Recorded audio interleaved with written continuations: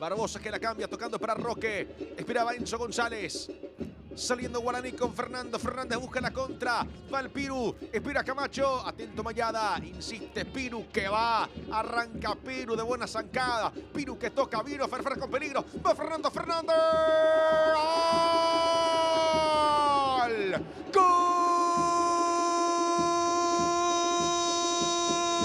¡Gol de Guaraní!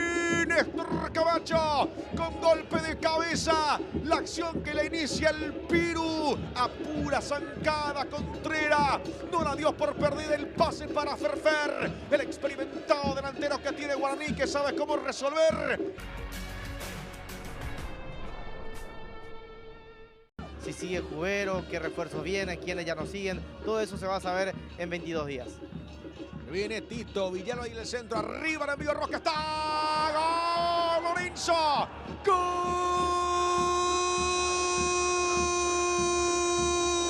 de Libertad. Lorenzo Melgarejo, apareció su goleador, apareció Lorenzo tras el centro del Tito al segundo palo.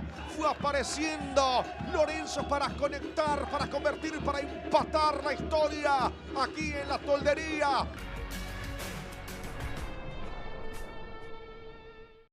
Se viene Tito. Villalba, arriba el envío, está, viene por ahora Merlini, escapa bien Merlini, la pisó, está, gol. Banderín arriba.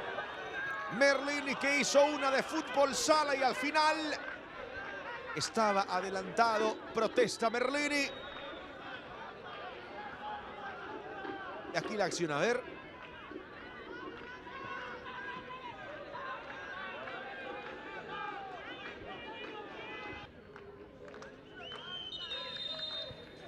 Gol. Bueno, ahí está, indica que efectivamente fue gol de Bautista Merlini y lo grito ahora. ¡Gol de Libertad! Pirabar, efectivamente el gol valió la acción de Merlini. Libertad por ahora lo gana por 2-1.